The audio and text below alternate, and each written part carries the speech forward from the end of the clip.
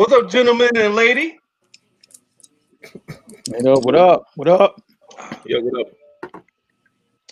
Yo, this has been a very good episode. I can't wait till we talk about it. But before we do that, we gotta do our intro.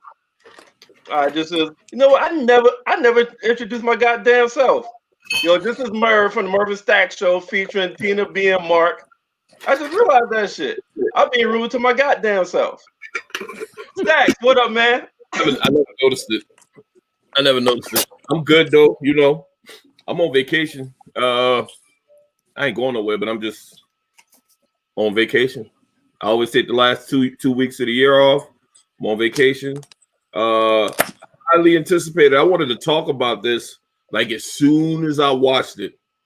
So I'm glad it's finally 7, so we can get it in because we got a lot to unpack. Tina B, how you? Hi guys. Yo. Hey. I'm alive. That's good. Glad we're not talking to a zombie. Mark, what it do? And I'm good, man. I watched this episode at least about 4 times. That's how good it was. Like, yeah, I literally watched it 4 times. The power groups are exploding with new theories about what's going to happen, coming up. So it's a good time, to be a power fan. That's all I'm gonna say. True. Anybody drinking tonight? I'm drinking Jameson with some cran watermelon and a splash of Canada Dry ginger ale. And got the Jamie. I keep telling you, man. McNulty and Bunk from The Wire will be happy, man, to see that. No doubt. I'm fucking with the Basil Hayden's. It's a new brand. It's the Kentucky Straight Rye whiskey. It wasn't on the whiskey aisles when I went to go get it. They had it off to the side, so it was special. Of course, it was higher, so I was like, yeah, I gotta cop this. So yeah, this is what I'm messing with. And it looks real Christmassy, right? Yeah. Yeah, I can see that. It look eggnoggy. Look like it's supposed to be mixed with eggnog. It look eggnoggy. Eggnog. I might do that. Y'all just drinking water tonight? Shoot. No, I got sangria. But if it goes any longer, I'm gonna get some Ray and nephew out the cabinet. Okay. Oh, okay. I don't want to start drinking that right now, because then you're gonna be like, "Yo, where's this show going?" Yeah, like last week. Man, Wednesday shit.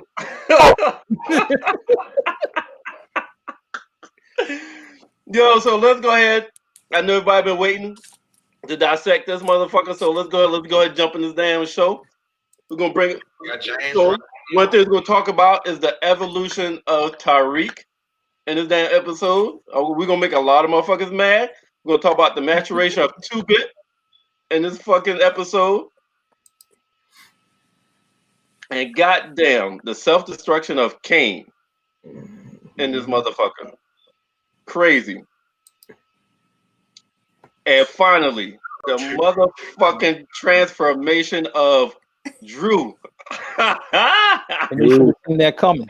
Drew's that guy. Hey, Power fans should have seen that coming. They should have seen it coming. Listen, I won't give Mark. I think it was the second episode when we got back from the break, from the mid-season break. That me and you discussed about how he's gonna take that Michael Corleone approach from The Godfather. He was the brother that nobody want to really get involved with the family. Michael didn't want it, and motherfucker was drafted into the family and became the smartest, ruthless motherfucker in the Godfather family. Now, we talked about that. That was your prediction. That was one of your predictions. I went around and asked everybody, what you think is gonna happen? Now we're gonna jump into the scene. We're gonna jump to the scene. They're leaving the fucking basketball game. Yeah. Zeke was like, "No, y'all need to run this shit off." So we're gonna run this shit. They said, "Fuck a ride," because normally catch a ride. Walk catch these motherfuckers in that alley. He's upset over a previous scene that we're gonna jump into as well, but he's upset. So jumped him, got Zeke on the damn ground, got the gun aimed at Zeke's knee, and he already knows that Zeke is Monet's baby. That's the prize. That's the family jewels right there. More important than anything else. More important than that fucking crack. More important than anything else is Zeke. Merv, more important than her own fucking kids, if you want to be honest. Yeah, yeah. Well, So he's like the pride and joy of the family. You know what I mean? So to say. He's the cash cow. And I don't know if y'all noticed the tremendous pressure that he feels as though he's under. I mean, I'm pretty sure y'all noticed it. Mm-hmm. I thought it was just him playing that role just to try to get into Carrie, as he called her, aka Professor Milgram's pants. I thought that was just a game he was playing, but he's clearly under pressure to, make it to the league for the entire family. And I'm gonna tell you, one thing is that pressure is real. Like watching some of the guys, come through Philly, to make it and be a high draft pick, and it's almost like, man, when you're doing it for the whole family, and you're gonna go on to be a success, and you taking care of the whole family. Every time I bump into any of these guys, they're under that type of pressure. So I'm quite sure it happens in every city, around the country, where a lot of these guys are under that type of intense pressure to make it, particularly playing basketball. So he's under this pressure, and everybody, the whole family knows how Monet feel about him. Even the streets know how Monet feel about him. That's why Guap went after this nigga. He got the gun aimed at his knee. Then he tells Drew's like, "Yo, you want to shoot somebody? Shoot me." And this nigga responds, says, "Nah, me shooting this knee off will hurt Monet way more than shooting her faggot ass son." Wow, you really went there and said that for her. Which is true, though. Yeah. What? I'm quoting the goddamn movie. I'm quoting the show. Did he not say that? They did. Okay, thank you. So at that point, something snapped and fucking Drew. Something snapped. You can see it. I think that comment set a whole whirlwind inside, and that motherfucker snap, attacked Guap, and start beating the fuck out of Guap. Well, here's my take on that. I don't think that Drew wants to be defined by his sexuality. What I took from this whole scene, Drew don't want to be a part of that life, but he is definitely built for it, in my opinion. I don't think in previous episodes that we thought he was before, but he doesn't. That's not the life he wants. But he proved that he is clearly built for it, because he was going to take the L. He literally told, like you said, Merv, he told Will Guap to shoot him instead of Zeke. And it's true enough. Zeke was, of course, Rebecca. Zeke was scared as shit because he ain't about that life. He's just there to play ball. He's just there to play ball. That's all he's there for. Yeah. One thing I would say is that if you go back in some previous episodes, and me and Merv, you alluded to this. I'm gonna say like this: you had a small inkling that Drew, just ain't some chump. Like when he walked into the GTG spot, really, if Kane wouldn't have showed up, he was pulling.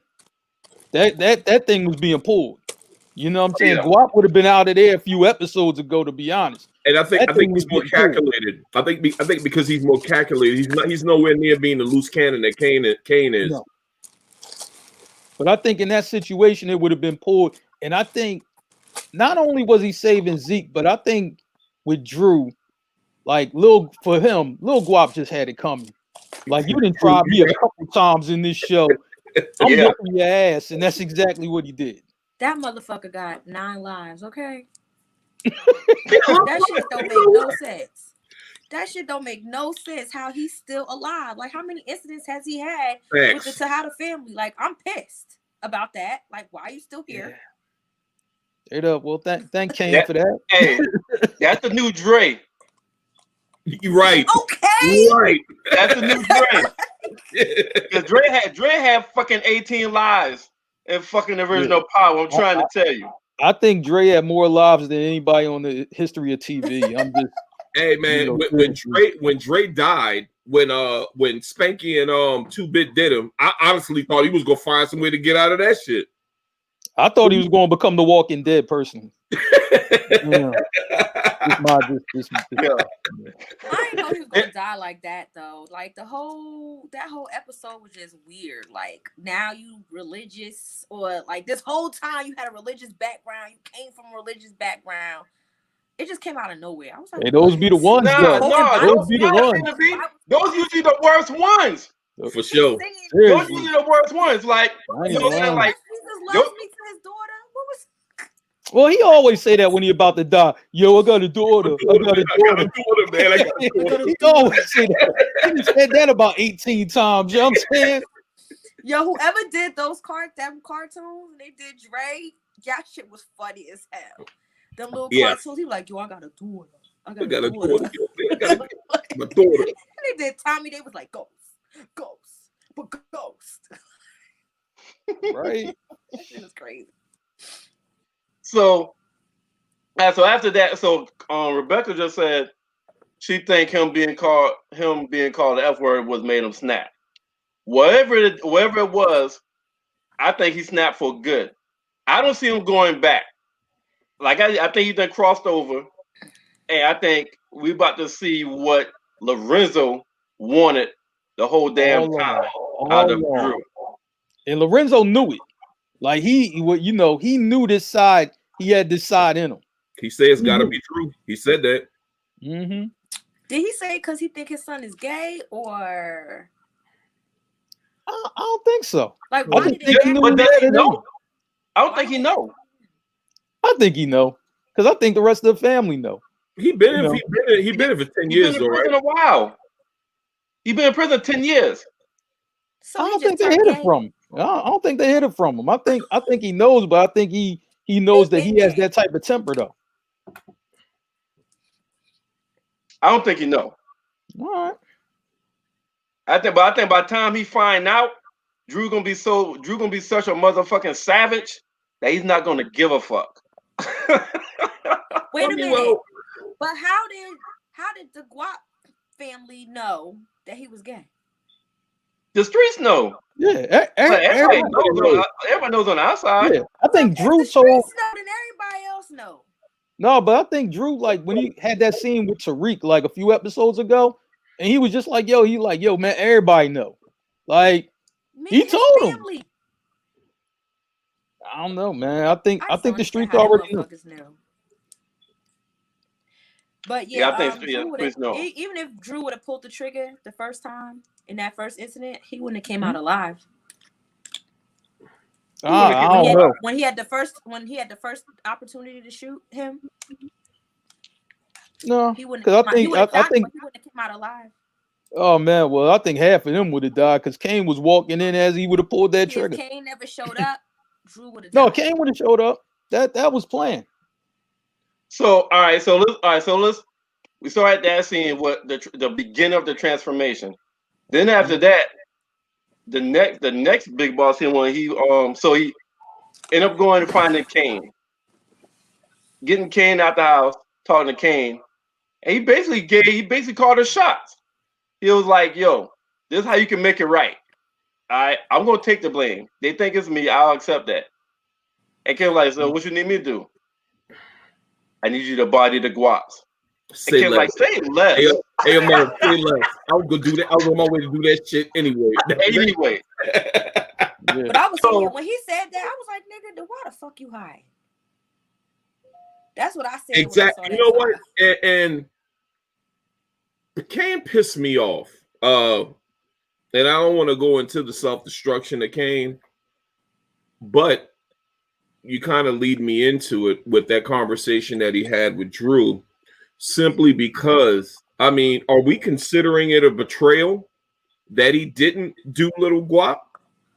He made a deal. As a matter of fact, yes, it's a betrayal. Drew made a deal with him. Moms ain't got to know that this is on you. All you got to do is clip all the motherfuckers. He said he was going to do it. He clipped two of the little side dudes, and of course, being an opportunist, he said, "I just want half of whatever dope y'all selling, whatever licks." Now, my thing is, I'm trying to figure out. Kane must be thinking he got 9 lives as well, because it's only a matter of time, because Lil Guap already had stated that he's going to kill him and the entire family. So you're going to let him live? Yeah, but he don't. All right, but he don't know that. He don't know that's what Guap said. But Yes, he does. He does. Yeah. Nah, you know that Guap made a move on Zeke. Drew on the told family. him when he was holed up at Girl House that they looking for you. That's why he was. That's why he was hiding out. Yeah. But Yeah, that's right. I think with that scene, I think Kane, just is going to turn this around. Like, listen, I don't have my family no more, but like he already did the robbery of the church with GTG, right? So he's going to turn He that gotta around survive. to lead his own gang. Like, I'm doing my own thing, and just like he said, I'm taking over the streets. Because if you look at the way Monet and them move, they moving so much work with Tariq up at the school, they cutting down on selling the coke and all that anyway. So, this is where Kane can step in and do his thing. Now, will that clash with his family and what they're doing? I'm quite sure it will eventually, but that's that's what he's on. You know what I'm saying? And Lil Guap, will be his like lieutenant, his soldier. You know what I'm saying? And that's So kind of let's how be that'll go. all right. So one thing, for one, this is the streets, and it really ain't no rules in the streets. But can't see the writing on the wall. All right, he got handled by his alleged dad in prison. Mhm. All right, he doesn't have falling out with Monet. All right, he already feel like Tariq is getting more weight with the family than he is. He sees He the writing on the is. wall, so he did that. He left Guap alive because that's his chance of survival for Yep. money wise, and to be involved in the streets and have some kind of backing, because Yeah. he saw the writing on the wall where his family might say, "Yo, you go on your way." Here's the thing. Kane know his mother, Right. and he was hoping that it wouldn't turn out the way he already knew it was going to turn out. So he needs survival mode. So he had to keep Lil Guap alive in Yeah. order to make money, because once That makes sense. he cut off from the family. But my thing is, motherfucker got mommy issues, in my opinion, man, because You do. I think shit was sweet. I don't know why he has so much animosity against Tariq when Tariq is one of their biggest sellers. Now Kane wasn't really moving no weight. He's like a henchman, and he was a collector. From what I understand, they was just getting money off the strength of being in. He was getting money off of the strength of being in the Tejada family. Because Monet was talking to him about that. He was like, "Y'all got it. Y'all spoiled. Y'all got it too easy. Y'all got these phones. Y'all got this money or whatever." So I just think that he would have done. He's going to be a part of this family's demise because he just wouldn't play his position as his mother told him. Play your position, but no, he got to get jealous of Tariq, because I still don't understand how because he made that statement about Tariq selling their weight to the white people up at Stansfield, like it matters. Like it matters. Who's buying the dope. It's still Monet's fault. She shouldn't have asked those questions and told Kane to give him the gun. Like, she played Kane in front of Tariq. Yeah. But Kane.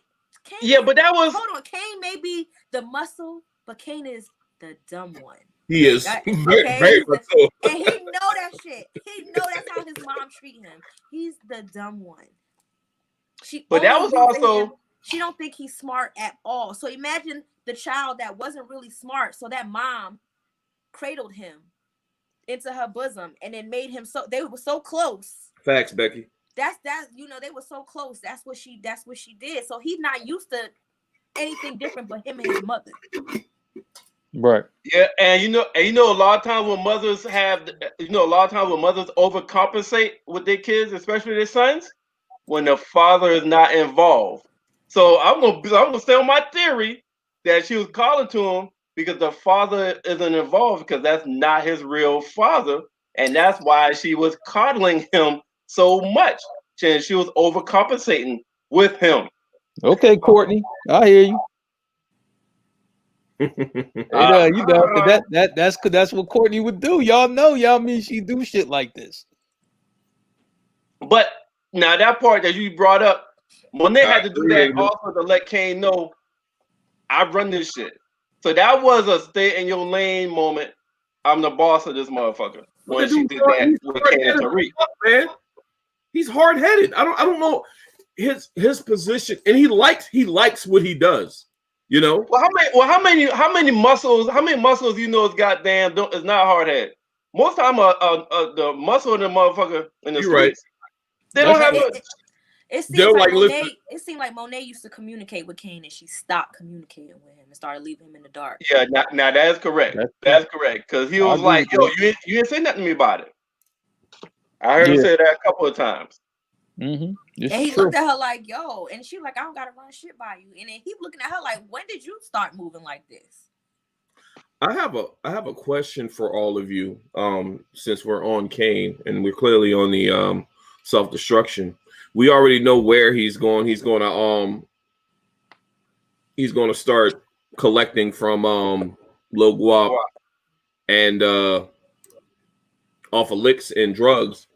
Besides that, where does he go from here? Because I mean that's problematic in my opinion because Guap still wants to kill him and his whole family. Where does Kane go from here? Man, look, you know what? I'm gonna say like this. To me, I think it's going to flip. Where Kane is, he's going to be the leader of GTG. He got his own set now, right?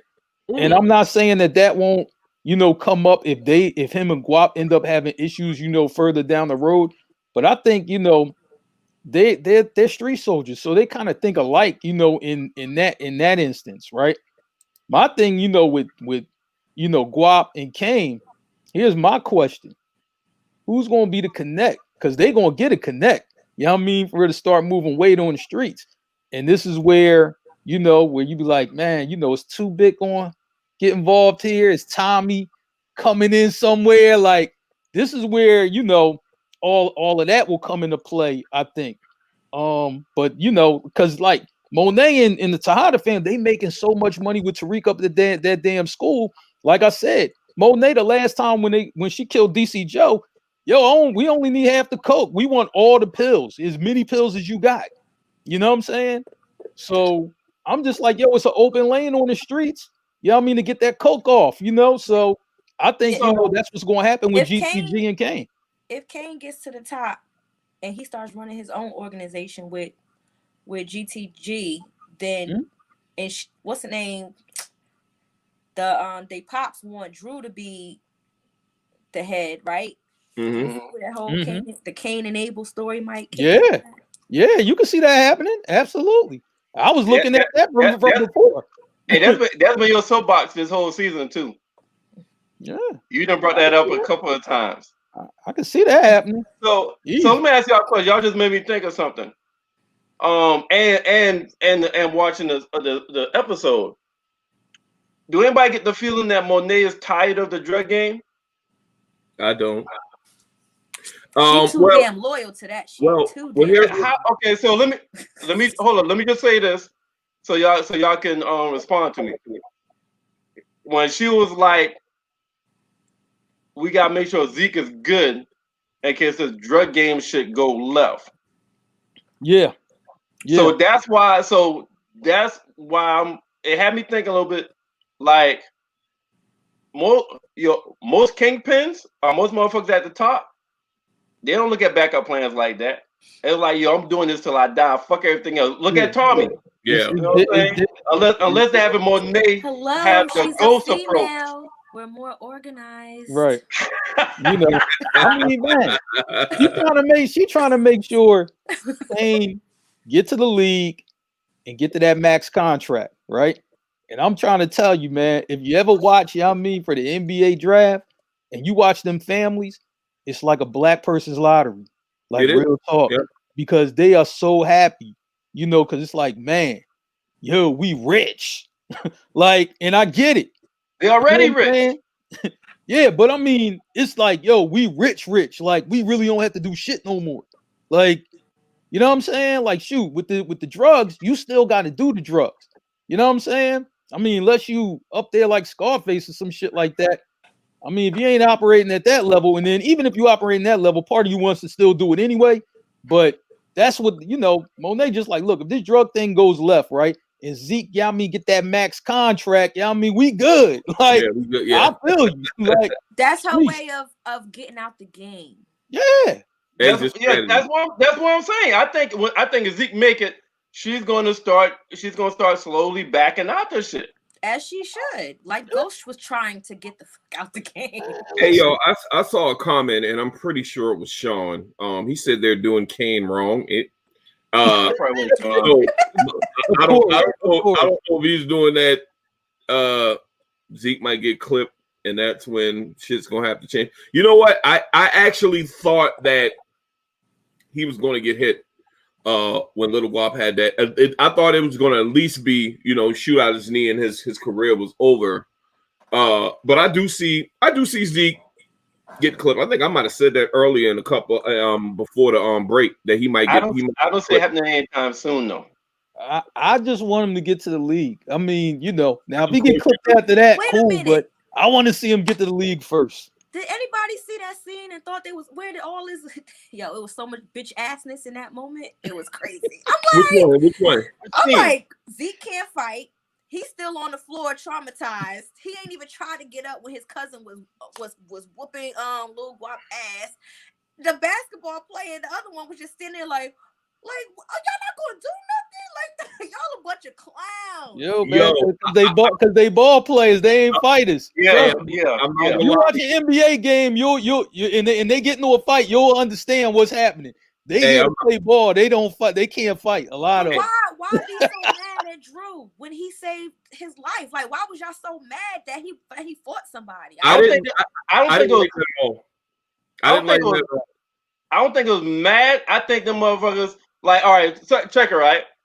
If you've never been part of the streets or never seen a fight or never seen a gun get pulled on, and this is your first time, they're in college now, right? Yeah, they're in college. So this is your first time seeing that shit go down in your life.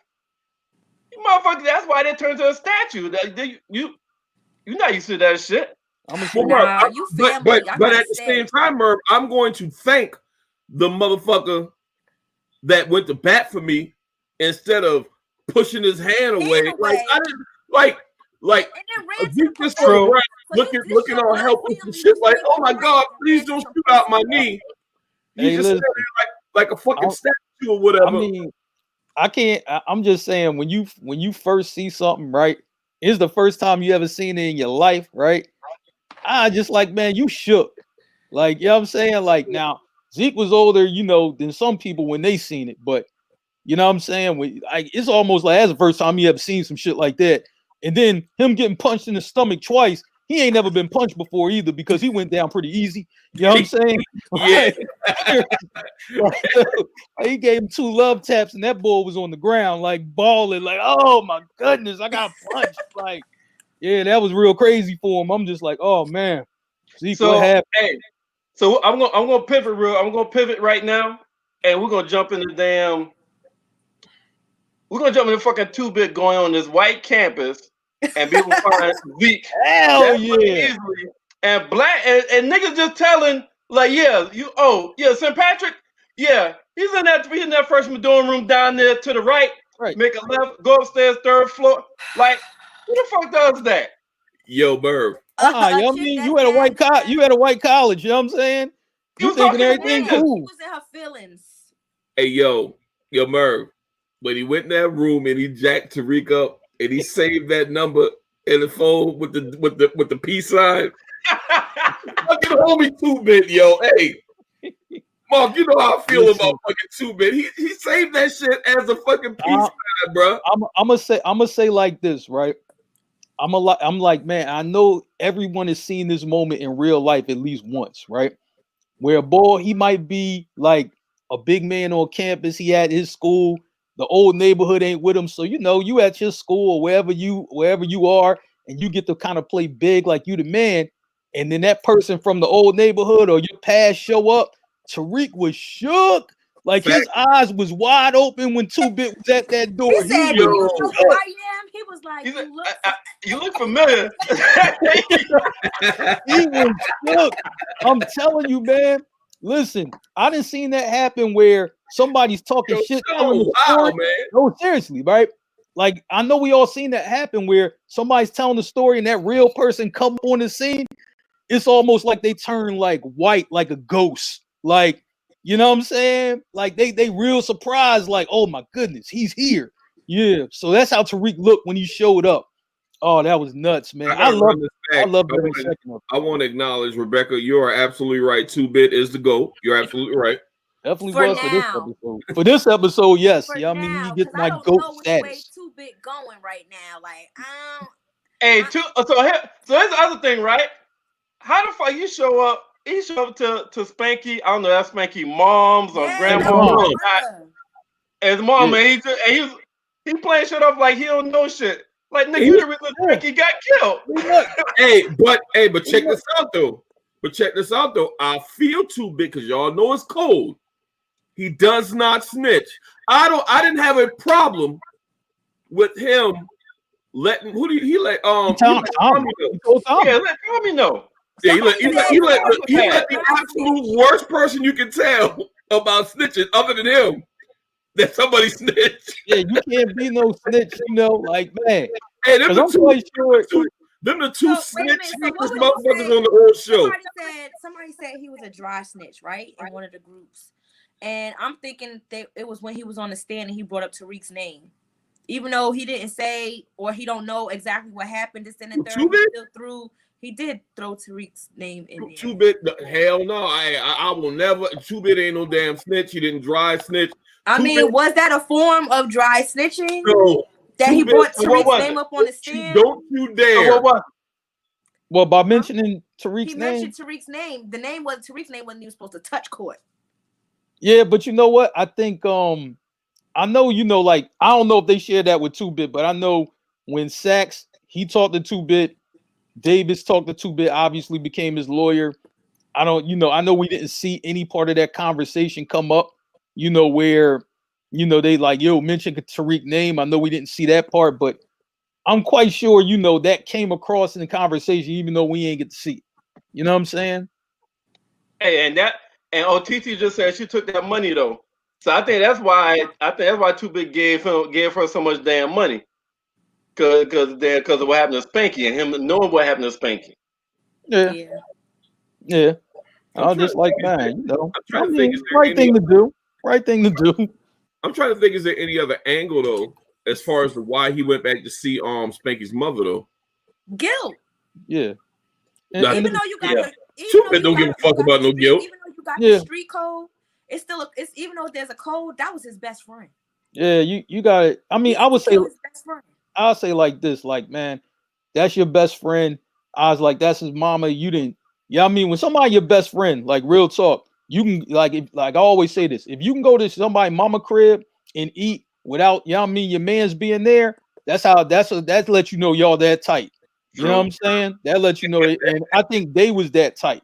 You know what I'm saying? Like that. But the streets is the streets. And if you violate, you know what I'm saying, in that manner, you got to get dealt with. Can't nobody just be like, yo, give him a pass. Like, no pass is given. I don't have a problem. I don't have a problem with 2-Bit dead because of the way the streets work. Yeah. I have absolutely no problem. Because 2-Bit, Spanky was on his second strike, and I totally understand, but when you're in them streets, man, you know what you get yourself into, and everybody knows the no snitching rule is in effect. And if you snitch, you are subject to get touched. So he got touched. So true. I ain't got no problem with the way that went down. So, I don't think Spank did it on some to hurt 2-Bit or whatever, because he only told on Tommy.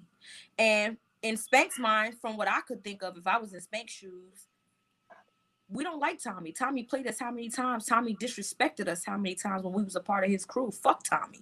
But Tina, what did Tommy and Monet said though? A snitch is a snitch. I It mean, don't matter. true. Yeah, It don't matter. True. but But it's like Two Bit sided Ask, with a nigga he ask don't even Uncle like Frank how that to snitch take shit his work boy out. out. Yeah, well, Two-Bit didn't side. Two-Bit didn't side with a nigga that he didn't like. Two-Bit sided with the streets. yeah. Let's You be think real. Two Bit gonna Yeah. come for Tommy? Like, I know you killed that nigga. No, No, he's not. No, No, he he's not. don't You wanna know he why? understands what it Because was. he's not gonna fuck with Tommy because Two-Bit is married to the fucking streets. Yeah, Tommy did what the normal street nigga would do. He He's has no not a problem nigga. with Tommy. He ain't Huh? a Well, nigga. I, Like, Nigga, Hold on, you crack got an pipe, issue with Tommy? crack pipe, peace pipe, same thing. You got an Alright. issue with Tommy, Tina? huh? You got an nah, issue. You got an issue with Tommy. I probably got an issue with you. You can't have an issue No, with I Tommy. don't got no issue with Tommy. Only when All right, so only when he was going against Ghost with Holly. yeah, I don't like That that was shit it. either. So That let's so now all right, so Two-Bit started goddamn exploiting Tyreek for money because his dad promised him money and shit. yeah, yeah. What? said- Hold Absolutely. on. So what Ghost said was, "I will take care of your family as long as you are locked the fuck up in here." Okay, that was the promise. You still in here? I got your family. Cause Ghost definitely thought that Two-Bit wasn't coming home no time soon. So Ghost is Tariq supposed don't to know take that. care of Two-Bit's family all the whole time Two-Bit is locked up. Two-Bit is no longer incarcerated. Unfortunately, Tariq does not know this part of the deal. He just knows that what Two-Bit told him. Yep. You know, And of and guess course, what? We exploiting the So situation. look, yeah, exactly. Yeah, Mark. He gonna tell his version because it benefits him. You damn so right. let's I ain't got no problem with it. Two-Bit can't do no fucking wrong in my book. Y'all can't. I mean, y'all can say whatever the hell you want, Tina. But y'all know how I feel He about might die. Two-Bit. He might he's not It gonna can't die. have chances. No, He's not gonna die. you Hold on. gonna be part of Tommy series. He ain't dying no time soon. He's either gonna, I think him and Tommy make a good team. That's the he's shit either I'm on. going to die. All right, hold on. Go ahead, Tina. Or he's either gonna die or he's gonna become like Tariq's guardian angel for money. That's what I was. Thank you. I'm glad you said that because that's what the fuck I was alluding to. Hold up. So pause that. Let's fast forward. Okay. Tariq had to pay him $24,000. Yes, he Meet did. him at the pool. Tariq noticed this motherfucker was out of place. So that's what he said. Meet him in the pool. Came to the pool, killed this motherfucker, drowned him for Tariq. And he's like, nah, nigga, I killed somebody for you. I saved your life. I need another 20 to 50 grand. No, Right. I think. Now, do y'all think? Hold up. So, this is what I'm thinking. I want to know y'all thoughts. I'm thinking Tariq is about to look at him as muscle, and Tariq is going to cut a deal with this motherfucker, and this is going to be this is the start of the evolution of Tariq, and Two-Bit is going to be the muscle / partner going forward. You know, Y'all Merv, that's a good theory. I never thought about that, and it makes sense simply because Tariq is a punk. He can't fight or no shit like that. Because I'm annoyed that he couldn't fight off old buddy with a fucking shank. You know, that's to show you how bitch ass he is in the first place. That is a really. I knew you was gonna say that. That's a really good. That dude was weak. He was a soldier according to Lil Guap, but he just seemed like somebody that Tariq should have been able to fight. The dude punched him, got him down, and Tariq would have got fucking done if fucking Two-Bit hadn't shown up. So that makes a lot of sense because the boy needs some muscle because he obviously need to drink some milk because he ain't really built like that when it comes to. Well, you need some training. If you gonna be in the street, you need some training. Jeez. Hold on. One at a time. Tina, go ahead. The only reason I said that Two-Bit may die, besides the other part with becoming muscle, is because Tariq doesn't like to be blackmailed or extorted. He do not like that. So all right, so let me Tina. I don't see them bringing Two-Bit out of fucking prison to get killed. Because what I was hearing is the reason why he wasn't even supposed to come out of prison. He wasn't even really supposed to be a part of this second show like this initially. But the fans Mhm. spoke on 2-bit and requested 2-bit and wanted more 2-bit. Damn right. That's how the fuck he got out. He wasn't initially written as getting out. They wrote him out because of the fans that he has acquired. So Well, then why based we can't on get that, Ghost back? so Oh my We God. don't so, know. We don't know. We don't know what's going to hey, happen. We so don't know based what on Courtney's that, thinking. they're We not don't know what killing him. Courtney's going to do. And reason why I had the title saying the maturation of 2-bit because he went from an old, like he was just a cameo character. Like he went from a cameo character in the original Power to I think he's about to become a major playing character going forward. So Merv, is And it he's is not it? dying Okay, anytime soon. so real I got quick, Tariq noticed that dude was out of place when he looked at his sneakers. Is Yeah. there an episode I missed where the sneakers come into play? No, Those you know neon what? yellow sneakers. I'm gonna tell you. This is what I think personally, right? And I'm just like, yo, like this is just what I think, right? I'm like, you got Tariq on the Stansfield campus, right? And Tariq, I'm just taking myself back to my young self, right? Yo, I'm on the Stansfield campus. Yo, man, I'm the flyest nigga up here. Me and cousin Zeke, right? What the hell he doing with some lime green Johns on? Don't nobody got them. You know what I'm saying? Yo, and he knew right from there that's the killer. You know what I'm saying? Don't nobody else in Stanfield even rock like that. That's what 16-year-old me or 18-year-old me would think. You know what I'm saying? So that's what I think was happened with the sneakers. He noticed them. Don't nobody else on campus rock nothing like that. You know what I'm saying? So he the killer. That's that.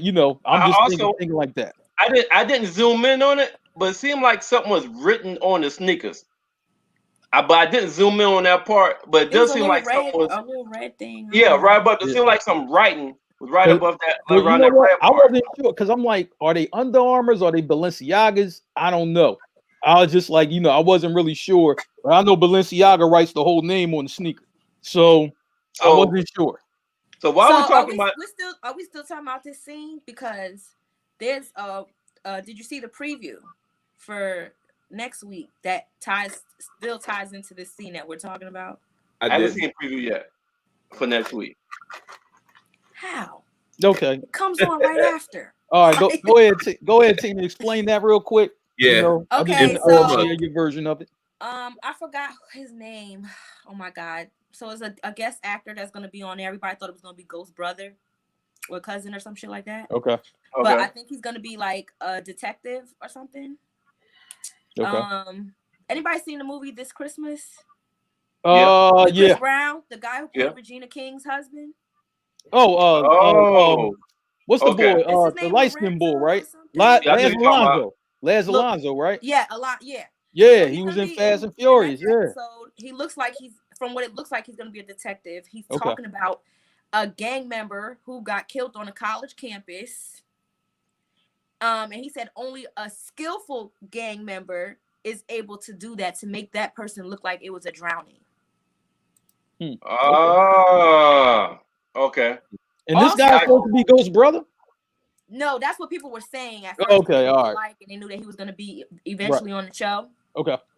So- And Tariq did not wipe down the pole all the way.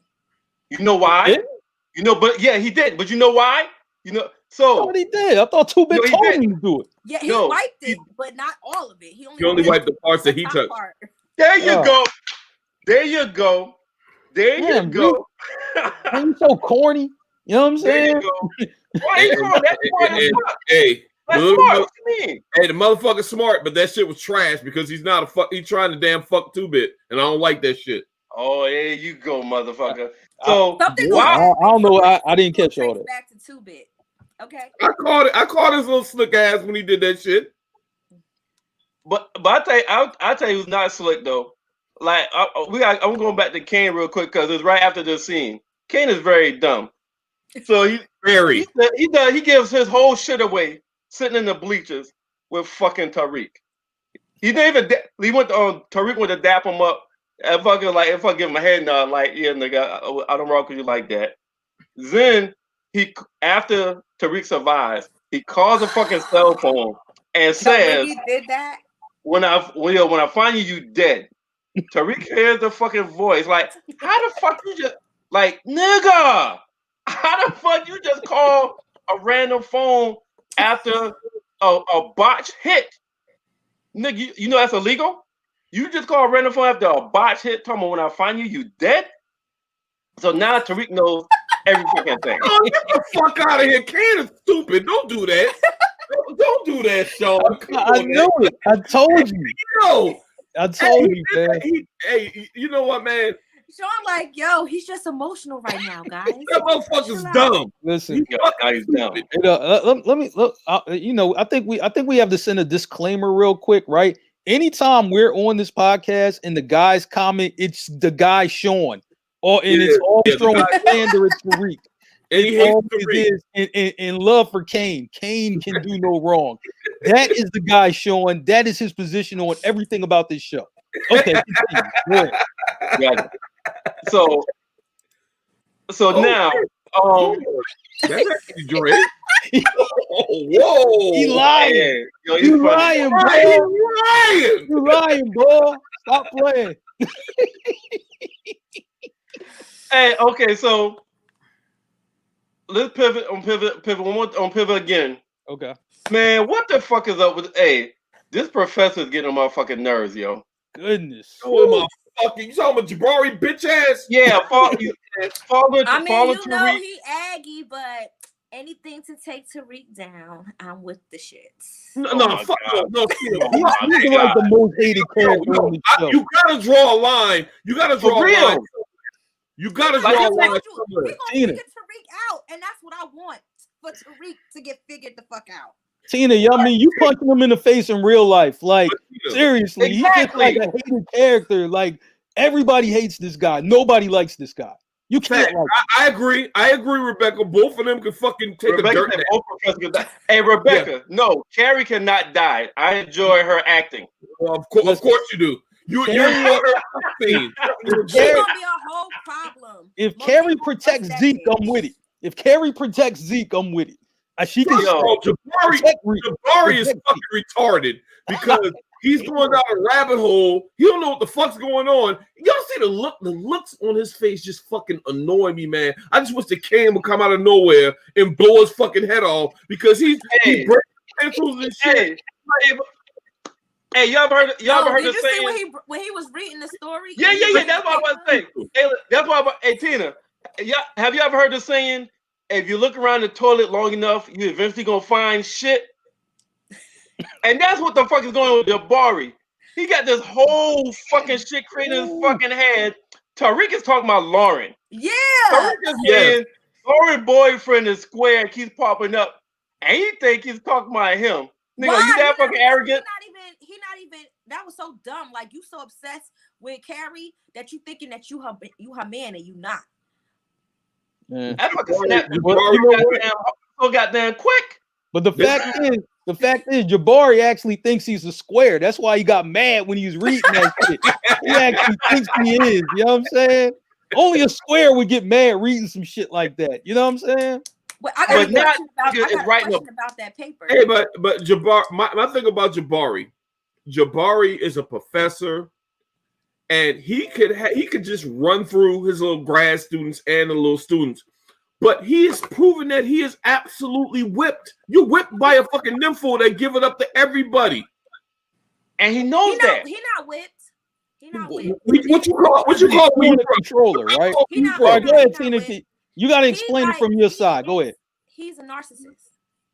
So as long as Carrie is paying attention to him, he's good. That's where he started playing her out. When he finally get her attention, he be dusting her off. He put her in line with other females that he's messing with. As soon as she stopped paying attention to him, stop sweating him, now he feeling some kind of way. You know what, you're right. She fucking right, man. She right. He's a bitch. Hey, Rebecca. But she's right. She is right. Hey, Rebecca. You are on fucking one tonight. You're right. I ain't thought about it like that though. Hey, Rebecca. I'm not talking about her overall acting. Okay, read between the lines. All right, go ahead. All right, come on, Sean. You know what I mean? Slow down, boy. Hey, all right, so I wanted to touch on that paper that he was writing that the professor was reading. So yeah, Tariq, he really likes Lauren, or he just wanted to write about that shit? You know what? I told y'all he liked like Lauren. Lauren. What did I say last week? Hold up. What did I say last week when this question was asked? I say he really likes Lauren because when he's around Lauren, he lets himself be comfortable. He be free. He be silly. They tickling each other and shit. With everybody else, he plays this front because he don't trust her. He plays this front. But with Lauren, he lets himself go. He really does like Lauren. I'm telling y'all. So Well, okay, Merv. Okay. Well, it's clear. Okay, why he was so quick to smash Effie? Because he's a nigga. What you mean? Like, is that a serious question right now? Like, is that a serious fucking question right now? Like, for real? Why are you so quick? Hey, did you see Effie? Merv. Did you see Effie? That's not Was she walking that okay, Merv. Okay, I got you. 19-year-old. Yeah, I got you. Tariq had with his mother. How do you trust somebody that stabbed you in the back? She said, get them to trust you. Right. So he's been. Yeah. Yeah. That was even to the point of sleeping with her. So, yeah. You know what else? But on the spoiler alert, CK said that Effie is the best person for him. I agree. Yeah, for some reason, I agree. She said they're both bilingual. They have experienced the same things. She said Lauren is too hot and Diane is too cold, but Effie is just right. And if they work it out together, they'll be basically a dynamic duo. Yeah, until Tariq said, I mean, unless he stop fucking it up, you know what I'm saying? And she said that's the difference. She said that triangle or whatever that shit is. What is that? A square at this point? No. Merv. That's a moment that's not related to Ghost and not compared. That makes Tariq different from Ghost in that situation. Let me ask y'all this though. The way that Tariq left that situation as far as curving Effie, which he really didn't want to do because of the situation at the basketball game. Right. I think that is problematic. And my question is, what's going to be the fallout from the way they parted? Because we all know that she snitched on him because he was competition when it was at Choke. Yeah. And that situation is not over. I mean, she did some damage when she let Braden know, yeah, I came up here, I was moving coke with him and he lied to you, but that's not over. Anybody got a feeling that Effie's going to do something to fuck Tariq over? No. At this point, I think Effie going to fall in line. I think Tariq going to smooth it over. Same as with Braden, he'll smooth it over. You know what I'm saying? She didn't really tell on Tariq. Brayden's sister asked for some coke. Yeah, in front of Brayden. She did. She told when she said, "Won't you get it from your brother's best friend?" She snitched like a motherfucker when she said that. But did she know that Tariq didn't tell Brayden? Of course she did. How she know that? She would have said that, Tina. She would not have said that shit. Let me tell you something. Tariq done burnt 3 bridges in this episode. Tariq got to get Braden, Effie, and who? Braden, Effie, and who? And Lauren. Braden, Effie, and who? And Lauren. Oh. And he would have burnt Diana again too if they had a scene. Because that's what he do with women. You know what I mean? Much like his dad. You know what I'm saying? That's just the way they do. You know what I mean? That's how the St. Patrick's is. So let me ask you a question. Let's pivot to Monet real quick. Mm-hmm. Monet. So we've seen the progress and everything that Monet has been dealing with as far as Kane. So I'm asking you, how would you have handled that if that was your son? I thought Monet was on some bitch ass shit too. This episode, like you let Diana go downstairs and say all the dirty shit. And then you looking upstairs out the window like, why you not facing your son yourself? He want to fucking talk to you. That's all Kane really want. And I feel like if Kane had that chance to have a heart to heart with his mother, a lot of shit would get smoothed over. But she not handling it. She avoiding him. Like she's scared. Or she don't want to get emotional. So Well, she let I everybody don't else want do to get the emotional. You had to Well, nail right on the head. She Keep told going. Tariq that she don't trust him either. I believe him when she said that in the final scene. True. That whole shit right there, I don't know. That was some shady ass shit. Okay, this your flesh and blood, and you talking about him like he's dirt to a stranger. They're Oh. not really stranger no more, Tina. He a fucking Wait a stranger. She minute. don't know No, shit they're about not. Tariq. No, they're not. She No, don't they're know not. shit about Tariq. She don't know about his background. All she But knows they're is not the mom is in strangers, though. prison for shooting the father. That's stranger to me. You still a stranger. She don't know shit. You talking? You telling you putting So your own flesh and blood so down no matter to a how stranger. fucked up. Let me ask you this: no matter how fucked up flesh and blood is, they're supposed to get a pass. He All the not. time? But he ain't. He. A lot He of got people multiple have passes they from the just family. talk to. Merv, Multiple. you know, They hey, talk Merv, to you the know, son, but well, Monet Yeah, I they know. talk. Hey, that's not the world I live in. but Tina, answer See that how question she had a though. heart to heart. She had a heart to heart with two of her kids, but won't have a heart to heart with Kane. Why? Why? Now, Kane is fucking up. Ken has been fucking up now, Tina. You got to admit that. Every time she try to talk to him and tell him something to do, he's been doing the opposite in the past. Recently, in the past 2 or 3 episodes, Tina. Yeah. When the last time she He had? didn't start act. He didn't really act out. When he started acting out even more is when his father whooped his ass, and his mom didn't even know. He kept that shit. So Kane was dealing with that traumatized too. He looked up to his father, heavy, hard body. Y'all could say that. I see this comment like family is family. Family don't get a pass, bro. No, in my family opinion. definitely don't get no Family don't pass. get no Okay, I fucking get pass. that. I get what y'all saying. That family don't get no pass, but don't talk about family like that outside of family. I agree with that. I agree. Okay, I see what you're saying. But hold up, but Tina, do but what hold you up. gotta do. Are you fucking crazy? I don't give a fuck if it was followed by a threat from her. You don't say no shit like that. But Tina, okay, but hold up, Tina. So I agree. If I was But Tariq, hold that up. means I can't trust you either. The way you talking about your son to me, bitch, I can't trust you either. I don't think Tariq Hold trusts up. anybody except his Okay, mom. So let's I think talk about that Tariq's straight on conversation. that part. Let's jump in that Monet Tariq conversation, the final scene right now. Now, Tina, I'll ask you one question. Did she say anything incorrect during that scene in regards to Kane? Yes. What part? Like, what'd you say?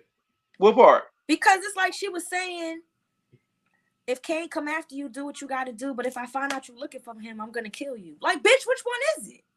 No. She said this is the streets.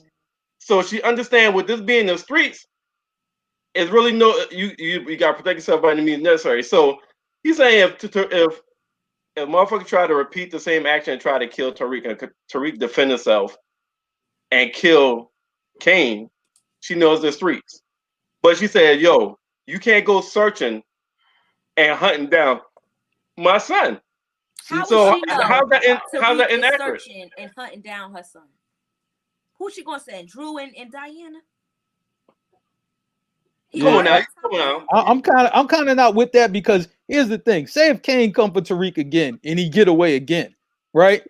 Yo, you know what I'm saying? This boy trying to kill me twice, man. I gotta see him. him. You know what I'm saying? Right, I gotta see him. What he get to come for me 20 times? I got to survive all 20 and he came for me the 20th time, Monet. I mean I can't go after him though. Like really? Hell no. That is absolutely crazy. I'm glad you said that shit, Mark, because you know how fucking all of a sudden fucking Kane is selective over who he's gonna kill because he damn sure should have killed Lil Guap like he told Dre he was going to do when Dre tried to cover for his ass. I'm glad Monet found out he was behind all that shit with his bitch ass. I'm gonna say like this: Kane put the whole family in danger, Absolutely. and that's why he's out the family. For you know sure. what I'm saying? Zeke almost, lost that NBA shit. Because messing up the money with Tariq. You know what I'm saying? I'm like, yo, you put the whole family in danger. Hell no, you gotta go. Hell no. The only reason Tina and Sean is on this shit or sympathetic for Kane because they hate Tariq so much. I don't like his ass either. I'm not. Y'all got a blinder. I'm just explaining why he's doing what he's doing. I'm not sympathetic. No, I'm not going to throw Tina. Wait a minute. I'm not going to throw Tina in that boat, but I'm throwing Sean in that boat all by himself. You know what I'm saying? Because I'm like, listen, he hates Tariq no matter what. He just wants him dead no matter what. I'm just no. Tina at least is trying to get some logic behind it, but Sean just like, well, you long as Tariq dead, I'm cool. Like no logic, I want him dead. Like I'm just trying to figure out what's more important to how the family. The money of the family. The money of the family, because it seems like if you fuck up the money, you fuck up the family. But that's it. Hey, Tina, let me ask you this though: if a family member goes rogue and start doing their own thing, thus putting other family members in danger, we're supposed to look past that shit just because they're blood? I ain't built like that. No, but count how many times there was an incident before it got to where it got. Y'all talking like Kane did one thing and then boom, he fucked up the family. No, it was multiple incidents. Oh my god! Yeah, it was a bunch. It was a bunch. Oh my god. It was a bunch. That's what I'm saying. But I'm telling. Eventually, it just piled on top of each other. His anger every time he thought he tried to get a chance to get back into, even with the whole he got pulled over. He was trying to be there for his mother, but he got locked the fuck up. Why you got pulled over, Tina? Why did he get pulled over? Why did he get arrested? Yeah, why did he get arrested? Why did he get arrested, Tina? Because somebody noticed him doing a robbery at the church. Right. Why he robbing? He doing that? He robbed the church because his mom kicked him the fuck out and he had no bread. No. At that point, he got kicked out. Yes, at that point. Hey, he was not kicked out at that point. Listen. That's what happened. Listen, Monet last straw, was almost getting Zeke career ended, right? And Monet like, look, you know what I'm saying? I was like, man, we just seen these little young guys, for making the league, signing for $226 million. We need that. You know what I mean? Stop fucking this shit up, King. You need that max contract. No, what was funny was when Monet gave Zeke a watch and said, "You earned this." I'm like, what? Tariq did all the work. Zeke that legal money. He that legal money. Zeke's that legal money, get extended longer. Hey, yo, Mark, I know you a fan of Zeke, but Zeke, little dumb looking ass, a little dumb little look on his face. Shit, I know. He didn't deserve no fucking Rolex. All that motherfucker do is fuck and not do his homework. That's all he does. Hey, man. Hey, Merv, you want to speak on any of your former teammates or no?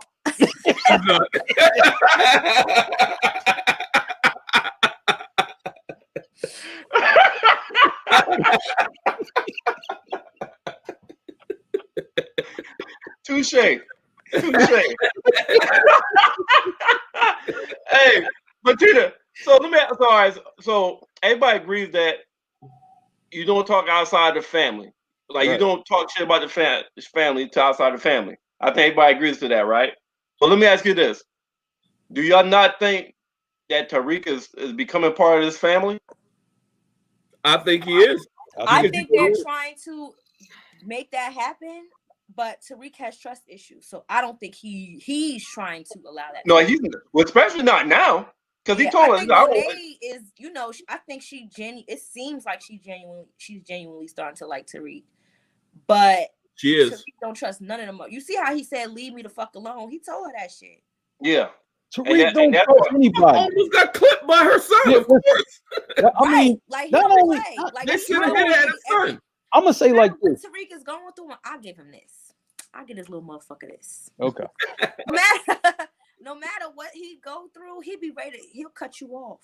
Like, fuck you. I don't need you. I'll find another way. Yeah. I mean, but here's the thing. Here's the thing with Tariq. I mean, I get that he don't trust nobody, but he lie about everything, right? Like Tariq is the type of person who lie about like what the weather is outside. Like, yo, Tariq, is it raining? No, it ain't raining. You should be cool when you go outside. Like, damn, nigga, you lie about everything. Like, come on. This is why the boy Brayton be mad at him, because he lied to Brayton about some silly shit sometimes, some shit that ain't even major. Like, dude, really? Like, why you gonna lie? I'll give Tariq one more thing. His outfit was fire at the end. The Fendi coat. The Fendi coat was fire. The Fendi coat was popping. I give him that. He had some major drippage. That was drippage. Yeah. That's why you recognize them damn sneakers. I told you. So we're gonna talk about somebody we haven't really talked about. There's only one scene, but I think it's a very powerful scene to me. But I know some of y'all don't like this motherfucker. Now, when Tariq called Tasha and told his mom that they tried to kill me, and she was like, "Tell me as of right now, I need you to tell me everything." And when she called fucking Lorenzo, and the way she was talking to that nigga, like, "Y'all thought you supposed to be the damn boss." No, hey, I fucked with that part. I'm gonna give Let me tell you. I love that part right there. I fucked with that part right there. I'm gonna give her stupid ass some credit. Y'all know I don't like Tariq or Tasha. Yeah, But I'm I gonna give her. fucked with Tasha that day. I didn't Okay. Tina. I don't fuck with her either. Her. But that was some boss shit. It Okay. was. Some boss shit. Yeah, it definitely was though. I gotta give credit where credit is due. Hey, Sean, Get your boy, man. Get your boy. Get your boy. That motherfucker gotta be objective as shit. But when she was like, don't like Tasha, but I gotta give it to her on that one. That when she was like, "Yo, why you front around hand like you the boss?" I was like, whoa. He said, "You said, woman, I don't front." Like, yeah, I know her, Monet. Yo, he was super extra with that joint. He was super extra. Super extra. Yo, and when she said, "If you touch mine, I promise you, I will find a way to touch yours." Hey, Merv, did you see how when she said what she said? You see how Lorenzo was like this, and then he was like, and he stood up. Hey, like, yeah, he repositioned himself. Like and listen. So here goes a CK moment on that part. So CK stated that Lorenzo had no choice but to respect what Tasha said to him. Because he understands that she's in prison and she's also a mother. Yeah, and a she mother, said a mother's that love is a mother's love.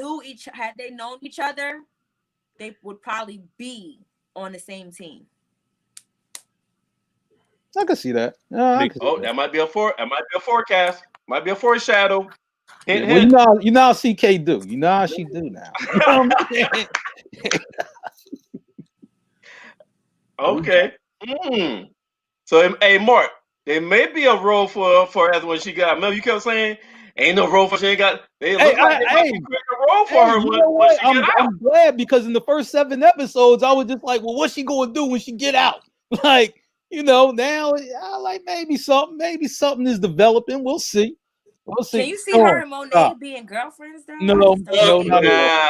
Not at all. No, I can't see that. I don't see that one happening at all. Look how Monet look at. And we talking about. I mean, is there such thing as alpha females? Because I mean, that yeah.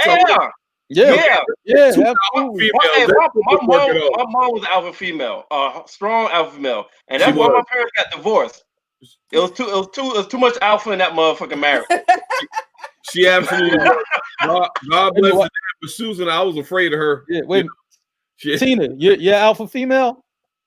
I am. Okay. Yeah, I mean, I already knew that. I already knew that. I didn't have to ask that.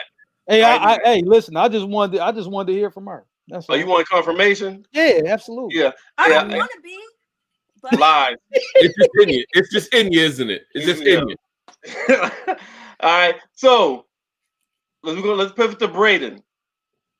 Brayden is a goddamn down ass cat, man. But it just seems like circumstances is keep fucking him and Tariq up. Because they make a good team. So do y'all feel all right? Do y'all feel Tariq? Do y'all agree with the times that Tariq either omit or lie to Brayden like he has no choice? Or y'all think Tariq should be completely upfront with Brayden every time? I think he should be upfront with Brayden. I think he should because I'm like, that's his partner. I'm like, knowing him for a little while, you understand everything that he kind of been through with that. I'm like, and the boy, look out for you. That's your man's. Like, you know what I'm saying? If that's your man's and he ain't never gave you a reason not to trust him, he might have, not good, poor taste, may have, like, according to Tariq, maybe poor taste in who he chooses to deal with. But other than that, you know what I'm saying? Like, he's been straight up. So I'm like, if your man's been straight up with you, I think you could be a bit honest with him. You know what I'm saying? He's like, I don't give a fuck about your mom and what you gotta pay. Like, you could have told me what you did.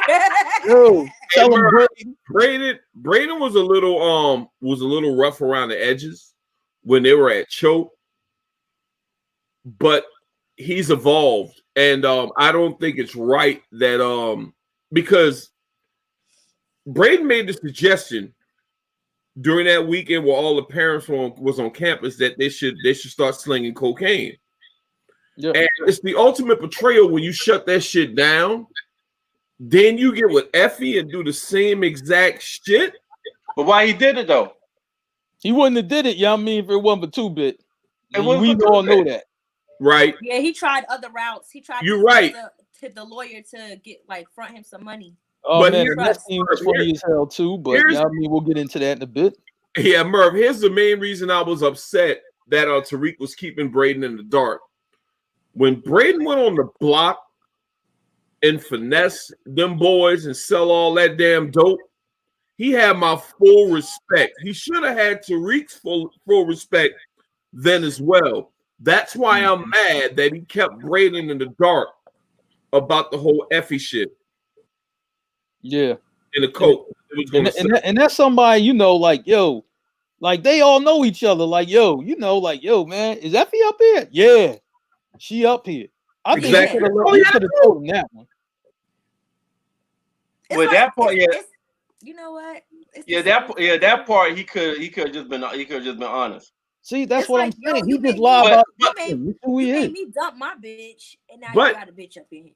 But then it, but that's what Tariq is being classic fucking goals and just thinking about him fucking self, because he literally lied and got Braden to break up with fucking what's the bro Riley, and he in the room fucking with damn fucking with Effie and shit like that, lying to Braden as well. So I actually are we really gonna compare Effie and Riley? Like that's not good comparisons. I know, but I do have a question though. What is going to be the fallout from this? It seems like Braden and Tariq's relationship. Like Tariq tried to reconcile and say, "Yeah, man, I know I fucked up," but Braden told him there is no more business. So course correct. I mean, if it goes on, it's just going to go on with Tariq. So what's going to be the fallout with Braden being on the outs with Tariq? But you know what though? I'm gonna say like this though. You know what though? I'm like, man, with everything happening, right? I'm like, in Jabari bitch ass, you know what I'm saying? You know, snooping around like he's a damn spy, right?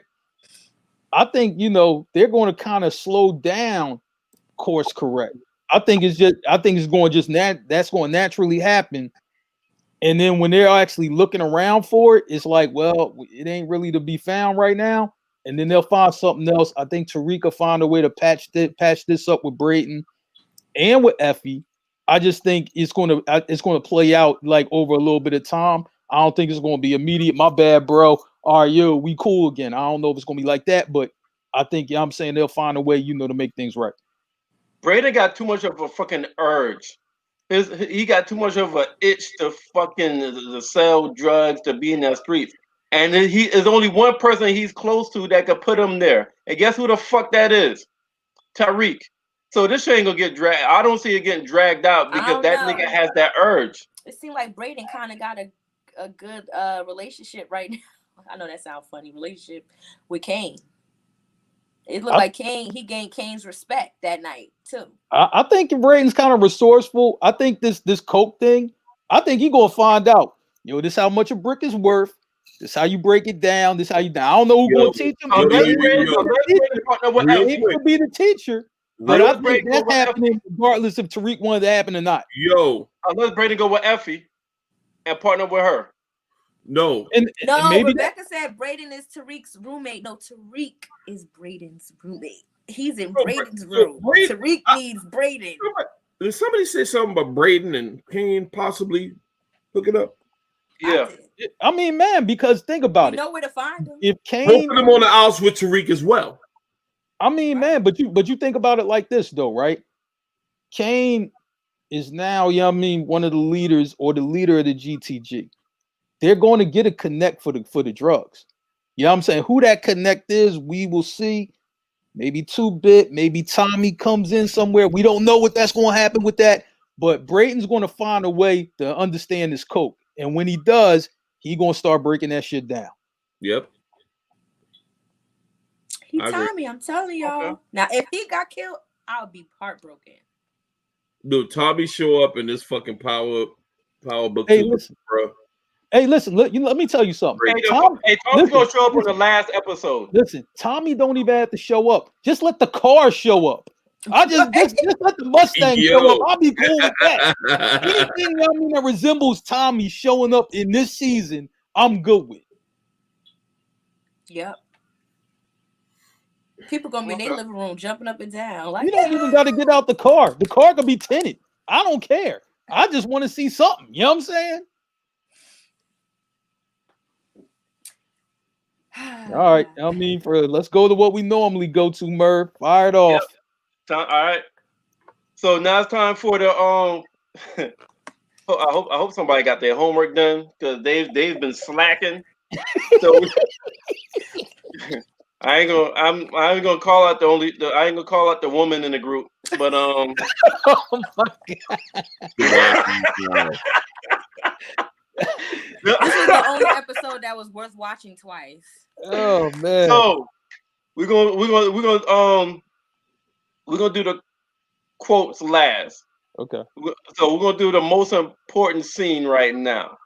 We're gonna start with Stacks. What's your most important scene? The most important scene to me was Monet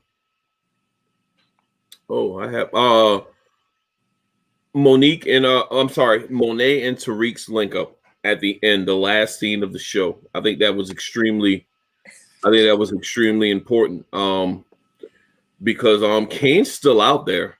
And who's to say him and Tariq ain't gonna run into each other? And she pretty much gave him an ultimatum saying, hey, if he comes at you and you kill him, it is what it is. That's the streets. But if you go and seek him out, that's something different. I'm gonna kill you myself. Not only that, it seems to me with every Monet, and Tariq meet, they build some rapport. They build even more rapport and trust and credibility. And their bond. Yes, absolutely. Which is bad for Kane because that's the exact opposite of what he wants. But that's why that's my most important scene. Okay. Mark, most important scene. I think it was Drew saving Zeke. To be honest, I think Zeke being saved is one thing because Zeke's trying to go to the league. Monet really wants this, and she even said, like, look, this is important to the family that he gets to the league. Also, it kind of showed who Drew is going to be moving forward. I know he doesn't really want to be in this life, but he's really going to have no choice. I think he's going to receive a call from Lorenzo, or he's going to meet up with him. And son, you got to step up. You are now the lead dog. To take over and do what we need. What the family needs done. So, I thought that was the most important scene for me. It was just the Drew stepping up and being more hardened, for what he has to do. And I think this thing, his love interest, the boy Evan, right? He's seen it. Evan might break away. That's going to make Drew a little bit more hardened when that relationship dissolves, which I think it will. All right. Tina B, most important scene. It was what Stack said, but I got to back up. So my backup is when Kane basically made a deal with Guap, a business deal. I'm assuming that eventually him and his brother Drew are gonna have to butt heads because basically Drew gave him an order, take them all out, and he didn't. So that means you went against the family again. So now I might have to handle you. Facts. All right, so my my most important scene is when it's a combination. The phone, Tasha having a cell phone. So when Tariq calls Tasha, tells Tasha what's going on, and Tasha calls Lorenzo on Tariq's behalf. Up until now, it would seem that Tariq was by himself. He had nobody else to speak up for him. He had nobody else that would go to back with him that actually knows everything and can help him out. So by Tasha calling Lorenzo and like, yo, nigga, it's gonna be an eye for an eye if you touch my fucking son. Gave Tariq some backing, gave Tasha respect. They respect Tasha, and it seemed like they formed an invisible kind of bond of respect from that. And what else came from that scene?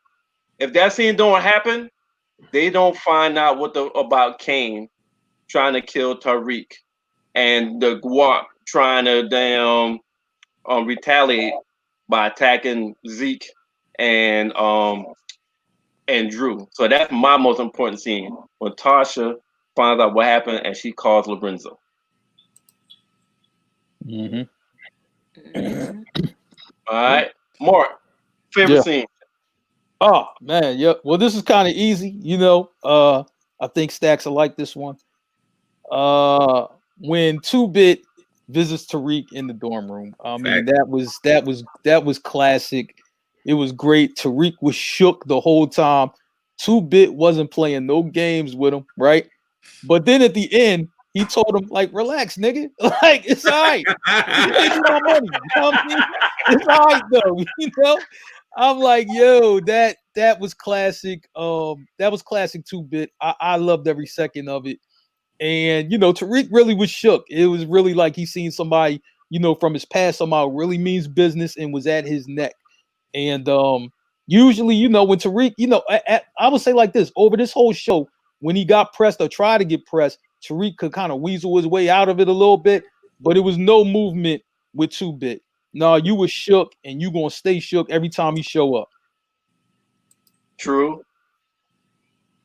Tina B, favorite scene. I think we all had the same favorite scene. So I gotta have a backup. So my backup is when Tariq met with Daniels, ghost lawyer. Oh, okay. I loved it. I love that scene. He was like, Tariq was like, yeah, you know, I have an emergency. Somebody wants to sue me. Before he said that, he was like, you're in danger? Really?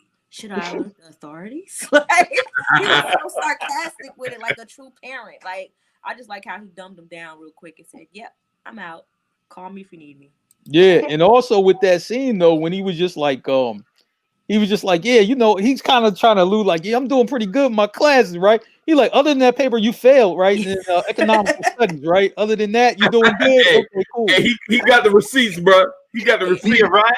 You can keep the tags on me, like, yeah, that's what your father But wanted. you know, guess what? Every time you let Tariq know something, he tries to eventually outsmart them. So now he knows that this guy is following him in school. So he's gonna come up with some great idea. Now you're gonna have to do good in school. How about that? I would hope that's what it would be. But Courtney, she just loves Tariq, so she just makes shit up for him. Yeah, absolutely. Stacks, what's your favorite scene? My favorite scene, it was a 2-Bit scene. It was the pool scene. I mean, Mark, ain't hard to tell. It's definitely a 2-Bit scene. When he was, I mean, that was light work for 2-Bit. But 2-Bit showed up, you know, hit a home run on dude head, then drowned him. And 2-Bit done murk so many people. He's so street that he was like, man, this dude done mess up my rollie. You know? Hey, yo, Like, nigga, y'all know how I feel about shit. 2-Bit. So that had to be my favorite scene. Man, and you know what? Also on that scene, when he took the picture, that was hilarious to me. When he took the picture of the boy and sent it to Kane, you know, he ain't know he sent it to Kane, but he sent it to him. Yeah, I mean that was nigga, hilarious. You bold as hell. You got all this time to do that. This nigga took pictures. He done held Tariq up, sent text messages, get the numbers. He done did a whole lot of shit. Oh shit. So my favorite scene is I had backup because I figured this was gonna happen. So my favorite scene, my backup favorite scene was in the beginning, was Parents Week, and everybody got their parents in there, and the fucking parents are talking shit to each other. Like Lauren mom said, Lauren said something, and the mom like good answer, and then Brodisha said something. The mom like good answer. And you got like two black females that's like proud and established rated like, yo, my daughter better than yours and shit. Like just y'all already know I got a low key crush on Brodisha, and I wish they give her more. Bruce Chandria, brother. What? What happened? It's Bruce Strandria. And I Oh, feel Bruce you. Strandria. Hey, she is her mother's daughter because her mother was just like her. You Yes. can turn around. I actually love the classroom scene. You know, I like the classroom scenes. They should do more of it. The parents are exactly like their kids. Like, Wait a minute. Right. Merv, you don't have a second favorite scene in this episode? Don't do it. I done ran out of alcohol. Lord Jesus. Don't do it. Mark, don't do it. Come on, Merv. You know what I'm saying? Hey, You better not. You talking when Tariq finally got some ass? Yeah, we thought that was your favorite scene. Hey, now you know what? I'll be honest with y'all. They need to do some more. They need to do some more sex acting or something because my God. that whole scene it just wasn't like believable and shit. Like he was just like the nigga looked. It just I don't know. They cut away from it. They cut away from it when they got into it. Very. He looked uncomfortable. It made me uncomfortable. I felt uncomfortable for that nigga. Y'all wanted an all-out soft porn scene to go on. I mean, is that what we looking for? Yo, can I get some belief? Can I feel like they really bought the fuck though? No, we can't. No. What do you want? Yo, they need to leave it to professionals. Carrie, Jabari. They grown. You put them in the sex scene and then you're good. All right, now. Okay. We go to the quotes. Most important quote. Stacks. Most important quote. I have it all written down. Look, I'm not giving you permission to hunt Kane down, but this is the streets. You got to protect yourself at all times by any means necessary. So if he comes for you, it is what it is. I'll hold nothing against you. But if I get any word you seeking out and killing my son, nigga, I promise you, I'll come and kill you myself. Do you have an understanding? I ain't got to explain that. She said enough. True. Indeed. True. Mm-hmm. Mark, your most important. Shoot, it's from Monet. You know, again, boss. Zeke is all this family got if the drug shit goes left, right? Yep. You know, and here's the thing, you know, like anybody who's a parent or a family member of somebody going to the league, this is exactly what's on the table. So when them guys sign those max contracts, I'm always happy, you know, because like I said, it's like the family hitting the lottery, you know, whether the contract is deserved or not. Hi, Paul George. Anyway, you know what I'm saying? I love when that, but Monet was just like, look, if this don't go right, we need this to back it up. And Tina touched on this earlier, you know, like, that's a woman. A woman has a plan. You know what I mean? They not going to just see one thing through the end. You know what I mean? They're going to have multiple ways, you know, to get shit done. So I was like, that was my favorite quote right there. Hold up. Most important quote. Yeah, that was the most important quote. Okay. Yeah, Tina, most important quote. I think I got like two. So one was from Jabari. Oh, good. In the classroom, though. In the classroom. Oh, so he said, I was never more hated than when trying to be honest. I remember that. And then he asked Tariq to go in on that question about that quote, go in about what he thought about that quote. And my other one was from Effie, and she says, "Haven't you ever done anything you had to do, even if it was the last thing that you wanted to do?"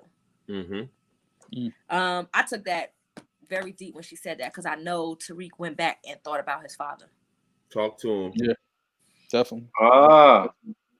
Definitely. True. Mm-hmm. My most important quote goes with the most important scene.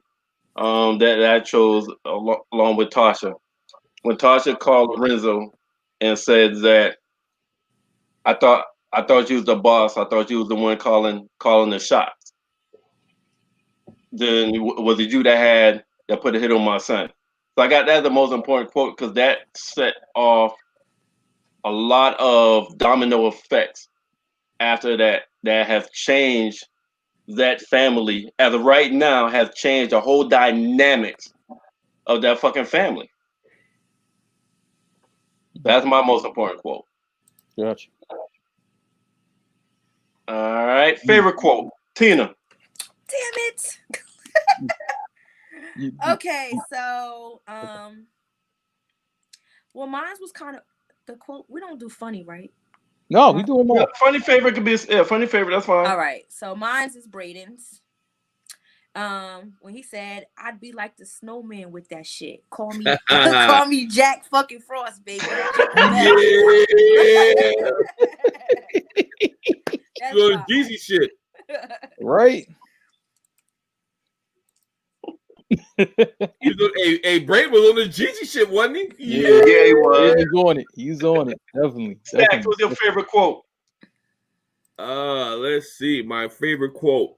I think it's Tina's most important quote, if I'm not mistaken. This is Ralph Ellison writers. I've been trying to look into myself. There's risk in it. I was never more hated than when I tried to be honest. How do we interpret that? Well, I think he's right.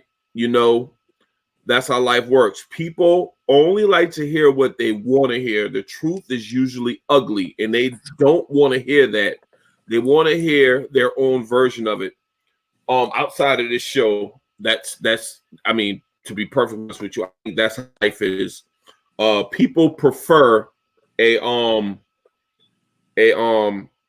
pretty lie over the ugly truth. That's why that struck a chord with me, because I absolutely believe everything that Tariq punk ass said in that moment. Yeah, that was a real life quote. Yeah, that was a relatable quote. That was some real shit. I believe that shit. I believe that too. Definitely. Yeah, I agree. Mark. Man, Stacks, you're going to love this one. All right. I'm sure I am. You know, wipe everything down. I'm gonna wipe everything down you touch, you stupid ass nigga. Absolutely. Absolutely. I agree. Too big. You know what I'm saying? See, this kind of shows that Tariq, he's not a street guy, even though he's in the streets. Yep. He's not a street guy. You know, it's going to take him some years because he started late. You know what I'm saying? He was always kind of spoiled as a child, so he kind of started late. So it's a lot of just simple things that come, you know, with the street that he just doesn't understand. So he doesn't know to do them. And that's why, you know what I mean, 2-Bit. That's why 2-Bit talked to him the way he talks to him. Bet. So, real quick, just a comment. I don't think 2-Bit is going to hurt Tariq. I really think 2-Bit going to end up being an unofficial mentor to this nigga with the street part, and that's how Tariq is going to really get all the way right by following 2-Bit. Just a quick comment for y'all think about. And you know what? Even to piggyback off that, right? Because I know, you know, whenever Tommy shows up, he's going to want to kill everybody, right? But I think he's going to talk to 2-Bit first, and he's going to be like, yo, I think, I mean, in 2-Bit fashion, I think the little nigga's all right. I think, I mean, for real, you know, you shouldn't kill him, right? And I think that's going to be enough. You know what I'm saying? Probably I think that's going to be enough. All right, so my favorite quote is more like funny quote. I'm with Tina B style. My favorite quote is more funny quote. And I got two quotes. Both of them shit is from Effie. So when she walk in the room, well, she knock on the door, and Tariq on the door, like, the fuck you doing? The fuck you doing here? And she walks in, and Lauren is there, and Lauren's like, oh, this is what you was busy. This is what you was busy with the other night. And Effie says, oh, you big mad, huh?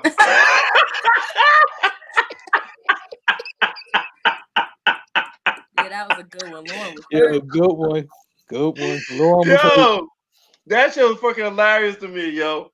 And then the next quote was at the end when Braden runs into Effie, and Effie was supposed to meet Tariq, and that shit happened. Tariq said, yo, I can't meet you, I'm sorry.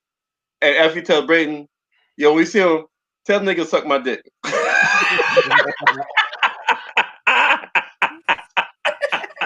Yo, you know, Effie don't be playing no games with yo. You know what I'm saying? Yo. Hey, that shit. I love Merv, that shit be like 10 times hilarious when a female says that, man. I don't know why, but it's always hilarious when a female says that. All right, so What's your ghost moments? Ghost moment. I'm gonna tell you when Tariq peeped yeah, I mean for who was that? Bars, that's his name. The guy got killed, right?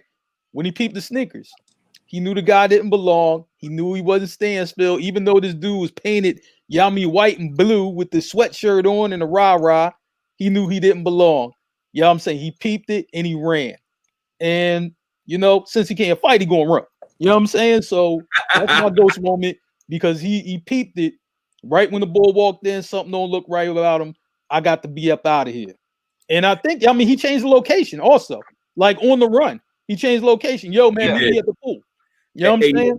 and Mark, to your point with the shoes, it took me back to the hitter that Kanan had, the female hitter, the fine ass female hitter. I might Pink add that. sneakers. In sneakers. Yeah, Yeah. yeah. Ah! She was most notable by sneakers. That took me back to that. Mhm. Yep. You know what I mean? For a good point. All right. Stacks, you got a ghost moment? I do. My ghost moment is Drew giving Little Guap that work. We've seen. I mean, it kind of took me back to Kane. For some reason, it took me back to Kane. His fight with Kanan. Ghost's fight with Kanan. It was a ghost moment because I think he rose to the occasion. I didn't expect that coming out of Drew, not because of his sexual preference, but I've always been looking for Drew to come up big and come up in the moment, and that was his moment. That's why I got to give him credit for that ghost moment because I wasn't expecting that out of him. He gave Lil Guap that business, which it was very deserving because Yes, it was. when they first met up and Lil Guap disrespected him and the family and all that stuff, Kane was able to intervene, and I was thinking before that, well, maybe Drew ain't got that in him. Maybe he needs Kane to intervene. I don't feel that way no more, and that's why that's my ghost moment. Tina B, you got a ghost moment? I have two. One I already mentioned was that was when Tariq and Braden were talking, and it was like how like you ran off my girl, and you're not being honest with me, but here you go sleeping with your girl, and y'all sitting there doing what y'all do together, and I'm sitting here by myself unhappy, which is how Tommy was always left alone. Every time he found somebody he liked, Ghost got rid of him. While Ghost was still having his fun and enjoying Angie. And my other ghost moment, is when Tariq was talking to Effie, and he said to her that he doesn't sell drugs anymore. He's out the game. Okay. Mm-hmm. All right. So my ghost moment is right after Tina's ghost moment. So my ghost moment is when he realized he need money and he could use Effie, get money, and if it goes wrong, the nigga would not go to jail. Because all he did was tell Effie, yo, this is what you go here, this is gonna look for this. Only thing he did was give Effie instructions on how to sell it. And they split half. So my ghost moment is him being able to make the money with the least amount of risk and come up and make Effie think he's all in her and make her trust her. That's my ghost moment. True facts. He better hope that shit don't backfire, because a woman scorn is a whole nother wrath. Tina, I honestly think that Effie gonna come back for the get back. I think that's gonna happen. Like he may get her back, but she gonna ruin him because she done slept with her. That's a whole nother emotion. Yeah, I mean, you got to think. Angie put Ghost in jail. Like she put that boy had to fight for his life up in that jaw, like until she was like, "Yeah, yo, I was wrong." Like, damn. But then in here, like, all right, Stats, give the shout outs, the credits.